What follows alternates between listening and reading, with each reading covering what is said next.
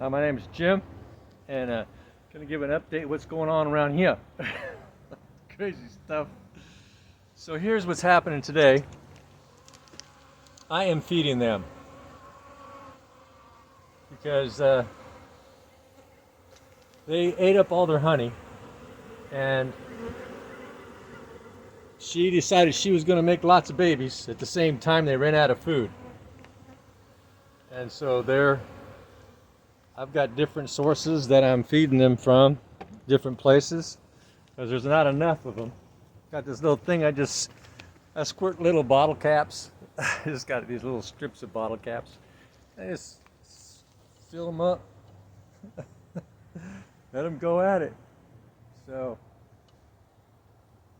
to put everything into a package deal here, for almost a week, I thought they were trying to swarm out. Because when I left my swarm that I caught last May, I left them with about 100 pounds of honey. So I did not, and they had lots of pollen for the winter. They were set, right, going into fall. So I thought. But because of this type of weather here, they've been out all winter, even rain. So even though they couldn't find sugar, there was no nectar because there wasn't really any flowers. But they found a lot of pollen sources. That's not going to do. They need that glucose, that sucrose, and that fructose to survive. Plain and simple. You can only have so much protein, then you need what gives you real energy. Well, for bees anyway. Look, they look like pigs in a trough. Check that out. Pigs in a trough. Those are my girls right there. So, pigs in a trough. So I'm feeding them in these little things that I cut out and put some bottle caps in them. I think I did that 3 years ago. Don't like to use them because that's outside feeding. Then you attract the marauders. But at this point, I'm assuming all of these bees are mine. And the reason why is because I'll watch them go back and forth, go in and out, they come back and forth. So, and there's no fighting, there's no bickering, right? If they were from different tribes, right? They'd get their bow and arrows out, right? For them, that's their stinger. And they start biting and fighting. So there's none of that, zero. I've put out food before, and there was always a lot of bickering and fighting because there was other bees from other hives that were coming in front of my hive, around my hive where I was feeding them externally. There was a lot of fighting going on. Not here, zero. So these are my girls, and so what happened was they ran out of honey. 100 pounds gone. They had it gone around the 1st of January, 1st of this month. That's when I first started noticing my garage filling up. Like what? Because I had hives that I stored in the garage. And they had resources still in them. Pollen, nectar, honey. Not a lot, but little pieces here and there. And they just filled my garage. And so I thought they were swarming. I go, oh, yeah, Cronulas, they've been known to swarm early. So I thought, okay, I'm going to catch some swarms. So I got everything all set up to catch some swarms, right? We can only go with our instincts at the moment. Because, to me, they had plenty of food. So this is not a food thing in my mind at the time. So it took me about 5 days or so to go, there's something else going on. And I said, I think my girls are starving. They ate all that honey. So I ran around 3 days ago throwing out some sugar syrup from last year and getting it in these containers and putting it out there, miking it to 115 degrees and put it out there, and they've just been gobbling it up. They ran out of food. Now this is where a lot of beekeepers make the fatal mistake. Their bees are all hunkered in. They're not acting aggressive. They're being normal, and all of a sudden they're not normal. There's a behavior. Well, there's a cause. If we're not paying attention to the cause of all of a sudden, why are my bees behaving different? They want to fly all over me and get on me. Yeah, you're the beekeeper. They're telling you, hey, dude. You're the keeper. You're supposed to take care of us and feed us. And right? That's what a beekeeper. We're keeper of the dogs, keeper of the cats, keeper of the bees. They depend upon us for their needs at times. and so to feed them. So I am feeding them, and they're just eating like crazy. So what I do is I just take this little thing here, refill their little reservoirs, and I just keep doing that. Because it's going to be getting cold soon here, and so I'm just going to give them as much as they can handle. Oh, those are still kind of full. Oh, they got that one about empty. And they back away as I get it filled up. They say, okay, we got to back up now because this dude is filling the house. Okay, and the restaurant has been, the tables have been replated. So I am going to feed these bees as long as I feel that they're mine. All right, and oh yeah, by the way, I have not been stung since last spring. So I imagine some folks are going, I bet that boy, what he does, he gets stung all the time. No, actually for me, it's about not paying attention, right? Understanding their behavior. Sure, one can fly in my eye, feel my eyelashes and sting me. That's happened twice. The wind was blowing them down to the ground. They were just, it was like these quick gusts, whoo, throw them down to the ground, and they'd fly right back up towards me. I was sitting on the other side. They'd come this way, and then they'd fly right back towards my face, try to readjust their position in front of the hive. Wind again, whoo, and it went on like that for about 30 minutes when I was doing a recording. And right at the last second when I was getting ready to get up to end the recording, I was starting to stand up. A bee got flushed down. She readjusted too far, landed right in the corner of my eye, and she wiggled around. I can see her. She got frantic immediately. I kind of felt sorry for her. You're going to sting me, I know. She felt those hairs, and it was instinctive for her to sting. She walked up a little bit and got me right around above the eyebrow. And a similar thing happened, the same eye. She came out of the hive. The wind caught her as she was flying out, and she went right into my eye and got me again. I got another one. That one put me in anaphylactic shock. And then I got a sting 2 weeks later in my finger. I was able to control that, but I haven't been stung since. I'll pay attention. Watch those wind drifts, right? Watch out for the wind. So which way are they pushing them? They pushing them towards me? Oh my gosh, those things are so full of bees. They are so hungry, right? Yeah, the moment I see them fighting, I know they're not mine. I've seen that every year where I'd have some food out, and every year there'd be all kinds of fighting going on, jockeying for, the space. None. They are really calm with each other. Not a single combatant situation. They're just really appreciating the food, because what happens a lot of times is, unfortunately, people go buy a new beehive every year. I don't understand why I can't keep bees. They just keep dying. Well, of course it could be not controlling the varroa mites and diseases, that could be possible. But unfortunately, for backyard beekeepers who just focus on getting that honey, and then they take most of that honey, or maybe all of it, and they leave those bees with nothing. I mean, that's why they store it, right? To get them through the cold when there's no flowers to get nectar. And then they go to check on their bees one day, and they're all dead in the bottom. Well, why did all those bees all of a sudden just die? Well, we starved them to death. Right? I see my bees like I see my dog. I got to take care of my dog. I got to give it food. I got to give it water. Right?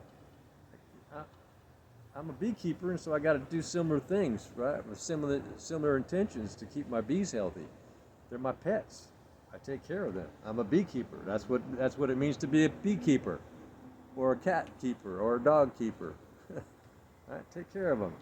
They're our responsibility. Until we decide that we don't want bees no more, then they won't be. Right? Let nature take its course, and they'll likely die if somebody keeps taking their honey. So, yeah, they're out navigating again. We had another deep freeze last night, got I think around the mid-20s, and you can see they're out doing their thing once again, navigating like crazy. Yep. Navigation. That's been going on for several hours. So every, yeah. The one that came out earlier, that one goes away about every 5 minutes. She flies away, and then there's another one always there to take its place. And they just keep coming out. Yeah, I opened up that entry about 4 times wider than I like to keep it at night.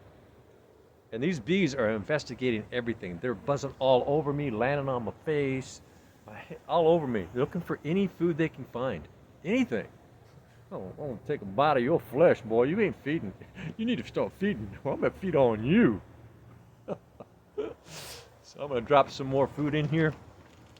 And I'll keep doing this because it's going to get cold in a while. Back up, girls. You're going to drown. It's going to get cold. Oh, she's swimming. She goes, don't, I'm drowning. I'm drowning. I'm drowning in food. So how you doing over here, girls? Oh, you got plenty. Oh, you ate that one up. Back up, back up, back up. You're going to drown. You're going to drown. There you go. All right, girls. See that? Pigs in a trough. Pigs in a trough. So all that stuff that's been going on the last week and a half was because they ran out of food. So I'll probably make some sugar cakes or something and put it on top of their hive. Because she is in there laying up a storm, apparently, and prepping that hive for the spring splits. That's good. She's getting a head start, right? So I'll make as many splits as I can, based on how many bees are in there. I'll try to make half a dozen. I'll probably make a dozen splits, but likely I'll only end up with 50% going into fall. Because when you make a dozen splits, typically the queen, when she comes back, if she comes back, is only 50% of the time. How about that? So you got to make more queens and all that than what you think. Anyway, so that's my day. I tore down all those baited nukes. There's one girl, she's roaming around there. I had that in my cherry tree. Took it down, took some combs out. Yeah, all that was full of hives over there about 40 minutes ago. Tore them all apart, put them back, stacked them back up in the garage. And so there it is, it's like it was starvation. My girls were finding lots of pollen. Oh, they were coming in with so much pollen, which is protein. But no, actually the sugar is more important than even the protein. They can scrape proteins from all kinds of things. They can find protein. It's easier for them to find protein than it is to find nectar. Because they burn through that nectar much faster than they do protein. They can take that protein and store it in their fat cells, along with a little bit of sugar, and turn it into fat. But that sugar goes really fast. That's like their that's like their energy. That's right. They gotta have that. So there it is. Another navigational flight. There's no more real girls freaking out like they were the last week plus week. They're just freaking out from starving, right? And so they're going to learn this food source. I'm going to keep that sugar feeder inside, and I'm going to put out a warm jar every morning. And these girls here in this empty hive, that's an empty hive, they will come to see that hive as something that they might want to take a queen into someday. So they'll be familiar with that hive. When there's a queen that's hatching out, they'll go locate a queen and try to bring her back to this hive with a bunch of other bees. Yeah, there you go. Pigs in a trough. Today is the 19th, I think. What is today? I don't know. I lose track. What is it, 19th? 18th. Oh, we got a game. Miami and India. Yeah, Indiana. I'll be watching that game. Yeah, so the Ducks, Oregon Ducks lost 2 games, both of them to the same team. Indiana's, oh man. Yeah, they're definitely going to win that one. I don't have no doubts. They manhandled the Ducks. What? What?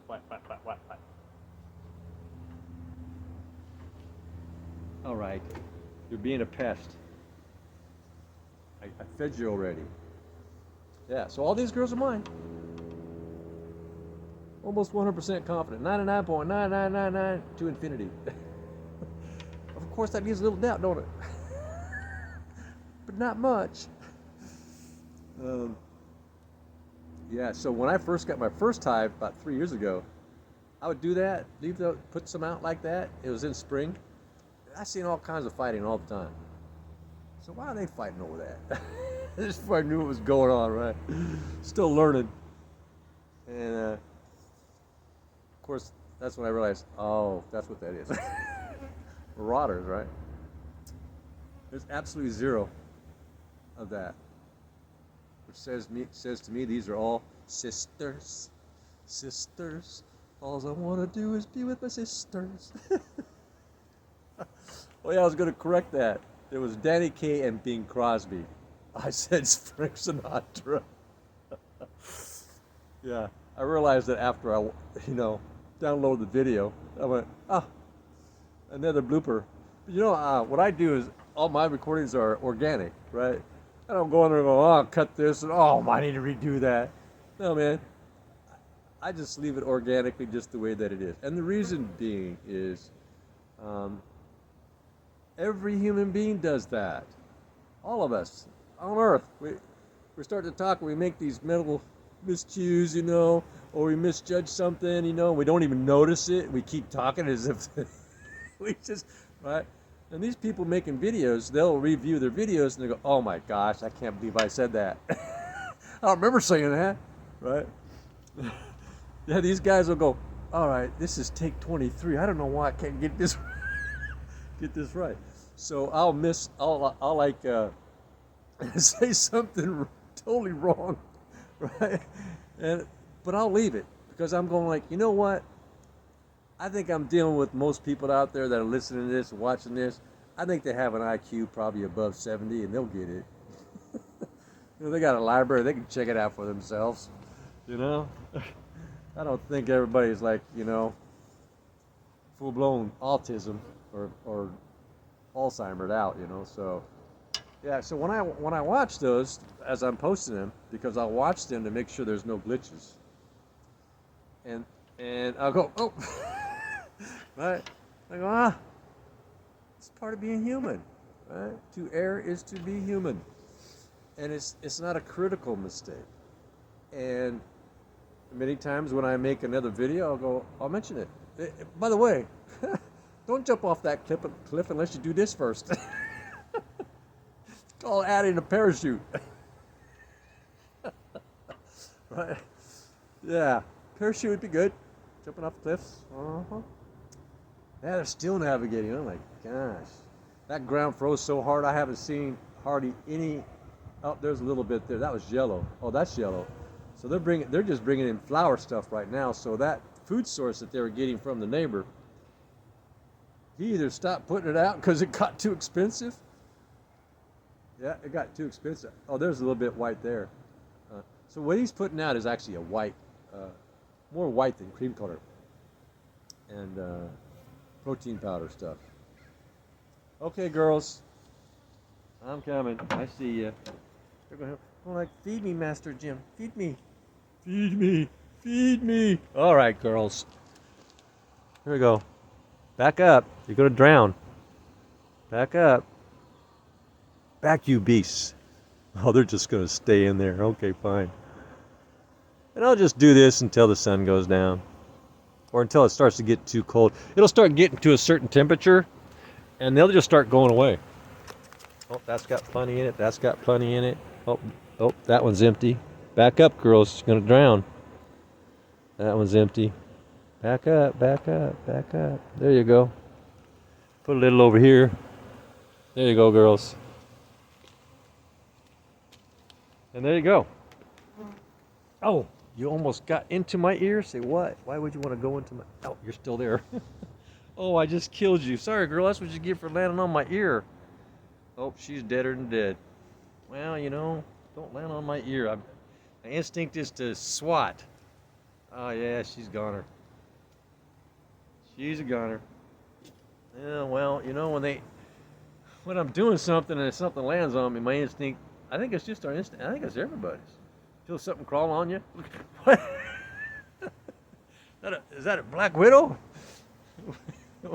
It's our instinct. We can't even help it in general, unless we're cognitive of it before it happens. Like, okay, I'm knowing this is going to be crawling on me on my ear. Okay, I'm going to let it crawl on me. But if we're like I was just doing, messing with the phone and getting ready to sit down, what the heck? Can't help it. The brainstem reacts instinctively, unless we control the brainstem from doing that. Yeah, I'm sorry, girl. She's all curled up in a birth ball, in a womb ball. Yeah. Oh well. It's a good thing she's laying thousands of them in there a day. I think she's laying thousands, at least 1,000 a day.